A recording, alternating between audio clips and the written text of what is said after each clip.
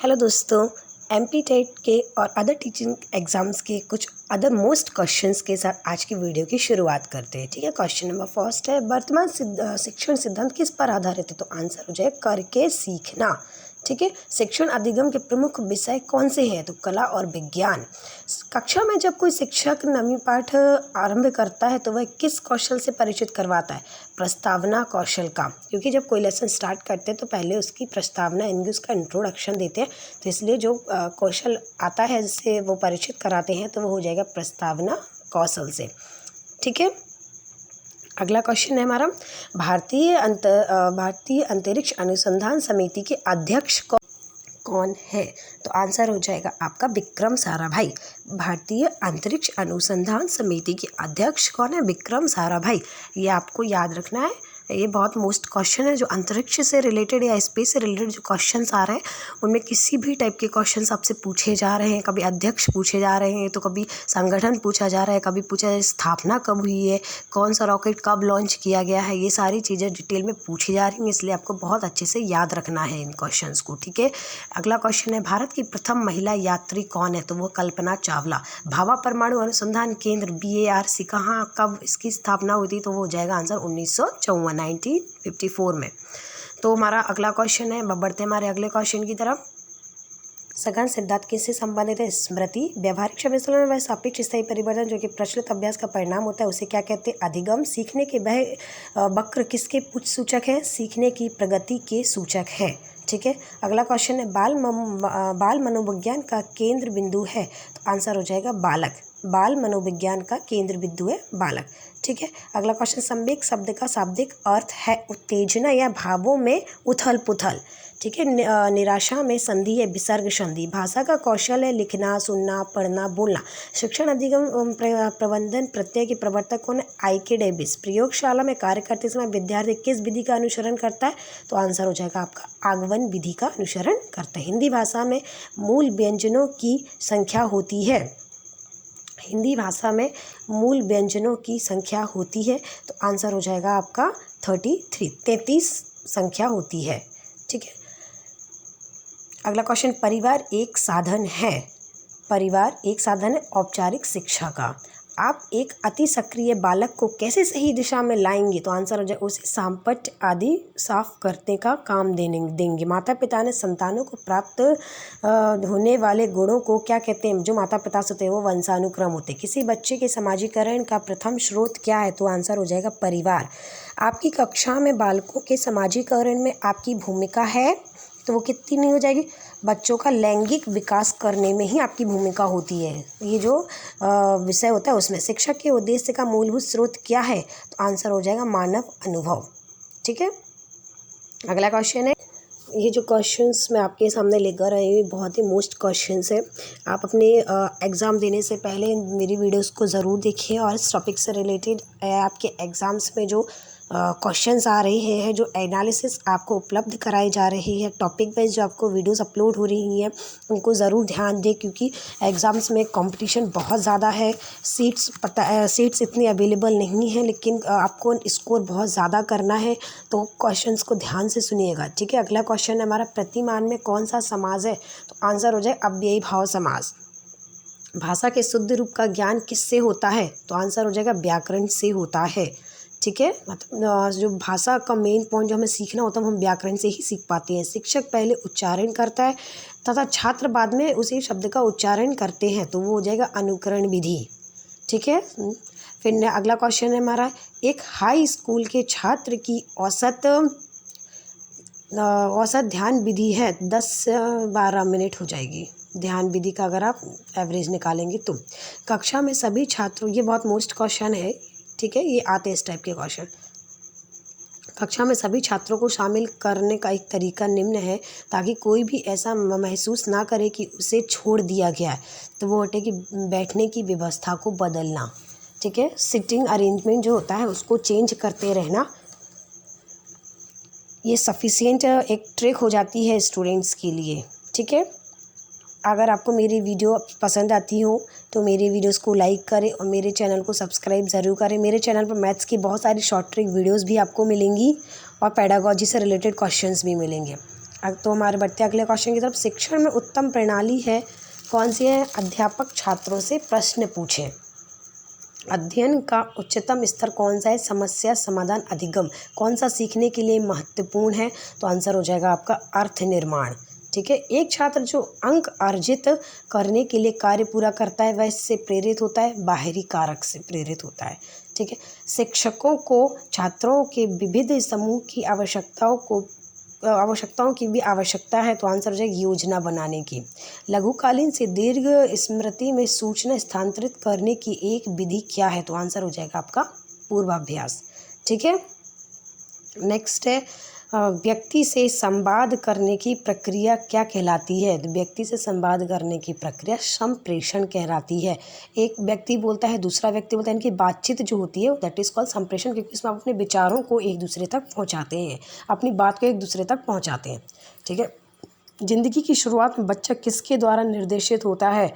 तो आंसर हो जाएगा सहज ज्ञान। ठीक है, ये भी बहुत मोस्ट क्वेश्चन है आपका। ठीक है, अगला क्वेश्चन है मानसिक आयु का प्रत्यय किसने दिया था? तो आंसर विनय साइमन ने दिया था। ठीक है, क्रोध व भय प्रकार है, तो आंसर हो जाएगा संवेग के प्रकार है। एक अध्यापक के रूप में आप प्राथमिकता देंगे? तो आंसर हो जाएगा वैज्ञानिक दृष्टिकोण एवं विचार को। ठीक है, अगला क्वेश्चन है हमारा बाल्यावस्था की प्रमुख मनोवैज्ञानिक विशेषता है, यानी कि जो हमारी पूरी विशेषताएं होती हैं उनमें से बाल्यावस्था की प्रमुख मनोवैज्ञानिक विशेषता क्या है? सामूहिकता की भावना। इस समय के जो इस एज के बच्चे होते हैं उनके अंदर सामूहिकता की भावना जन्म ले लेती है। ठीक है, अगला क्वेश्चन, विटामिन B2 से कौन सा रोग होता है? त्वचा का फटना, आँखों का लाल होना। ठीक है, तापीयनिक उत्सर्जन का सिद्धांत किसने दिया? तो एडिसन ने दिया था आंसर। ठीक है, बच्चों का प्रथम अध्यापक कौन होता है? तो उसके माता पिता होते हैं। खेल के माध्यम से शिक्षा को क्या कहते हैं? मनोवैज्ञानिक कहते हैं। विलियम जेम्स किस विचारधारा का प्रवर्तक था? तो आंसर हो जाएगा आपका प्रयोजनवाद के थे। ठीक है, अगला क्वेश्चन, टैट किसके द्वारा बनाया गया? तो वो हो जाएगा मरी ने बनाया है। अगला क्वेश्चन है आधार आयु निम्न में से किसके मापन से संबंधित है?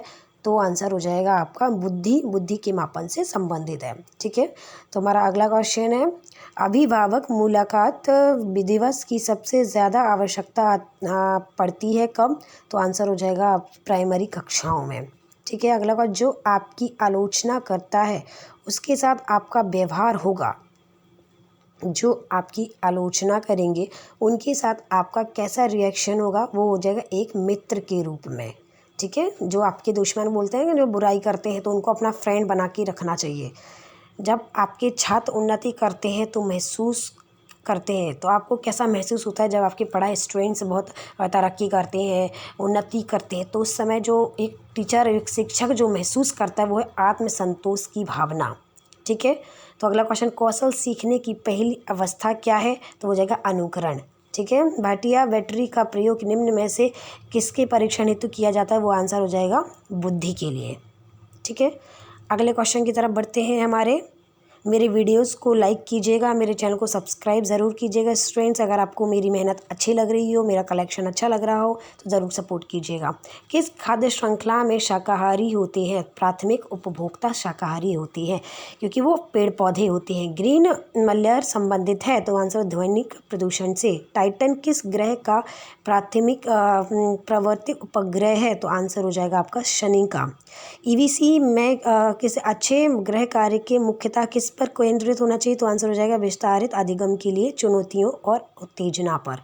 ठीक है, अगला क्वेश्चन, पर्यावरण अध्ययन में एक अच्छे दात कार्य का मुख्य लक्ष्य क्या होना चाहिए? अधिगम विचार के साधन उपलब्ध कराना। ठीक है, तो हमारा अगला क्वेश्चन हो जाएगा सुनामी का कारण क्या होता है? समुद्र तल में भूकंप आना। ठीक है, पौधों में अर्धसूत्री विभाजन होता है, परागकोश में होता है। पौधों में जल का अधिग्रहण होता है, तो वो जाइलम से होता है। ठीक है, दक्षिणी गोलार्ध का सबसे लंबा दिन कब होता है? तो 22 दिसंबर। सूर्य का प्रकाश मकर रेखा पर लंबवत पड़ता है इस दिन।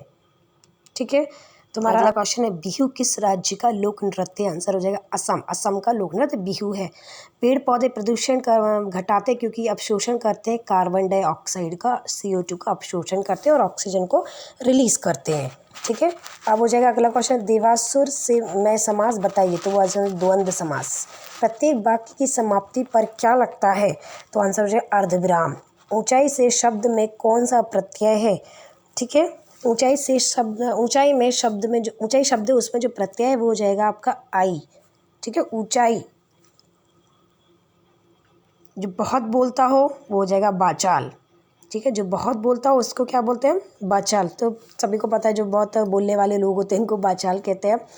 तो मेन जो क्वेश्चन इसमें प्रतिवाक्य की समाप्ति पर क्या लगता है? अर्धविराम। ये थोड़ा ज़्यादा मोस्ट क्वेश्चन है, इनको आपको याद रखना है। ठीक है, तो हमारा अगला क्वेश्चन है आपके सामने अभी आएगा।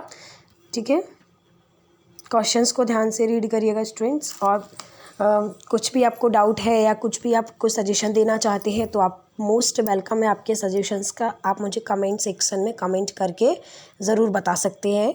इसके लिए आपके सारे कमेंट्स का, आपके सजेशंस का मोस्ट वेलकम करती हूँ मैं। ठीक है, हमारा अगला क्वेश्चन है वर्तमान शिक्षण सिद्धांत किस पर आधारित है? तो आंसर हो जाएगा करके सीखना पर आधारित है। शिक्षण अधिगम के प्रमुख विषय कौन से हैं? तो कला और विज्ञान। कक्षा में जब कोई शिक्षक पाठ पढ़ाता है तो वह किस कौशल से परिचित कराता है? तो वो है प्रस्तावना कौशल का, क्योंकि जिसे माना शिक्षण के बिंदु छात्र को माना गया है। शिक्षण में केंद्र बिंदु किसको माना जाता है? तो शिक्षण के केंद्र बिंदु को छात्र को ही माना, मतलब छात्र ही जो मेन होता है वो सेंटर पॉइंट होता है। ठीक है, तो हमारा अगला क्वेश्चन है हमारा भेदभाव रहित शिक्षा किस प्रकार की शिक्षा का सिद्धांत है? तो आंसर है समावेशी शिक्षा का। अध्यापक और छात्रों द्वारा किस वस्तु का प्रयोग किस प्रक्रिया में लाया जाता है? तो वो हो जाएगा अधिगम की प्रक्रिया में लाया जाता है। ठीक है, अगला क्वेश्चन है रैंप क्या है? रैंप है दिव्यांग छात्र को किसी ऊंचे स्थानों पर चढ़ने के लिए बनाई गई ढालनुमा सीढ़ी को रैंप कहते हैं। ठीक है, पाठ्य योजना निर्माण का सार्वभौमिक लाभ किसको मिलता है? शिक्षक को। अगर आप पहले से पूरा प्रिपेयर करके ले जाओ तो फिर स्टूडेंट के सामने प्रेजेंट कर दो, दैट इज कॉल्ड पाठ्य योजना। आलस्य शब्द का विशेषण क्या है? आलसी। अंतरंग का विलोम बताइए, बहिरंग हो जाएगा।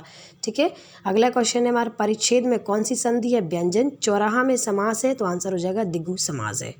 ठीक है, तो स्टर्नबर्ग के अनुसार रहन सहन लिविंग में सफलता में किस प्रकार की बुद्धिमत्ता शामिल होती है? तो व्यवहारिक बुद्धिमत्ता होती है। ठीक है, जो बच्चों की बुद्धि और विकास दर पर प्रतिकूल प्रभाव पर डालते हैं तो वो हो जाएगा कुपोषण।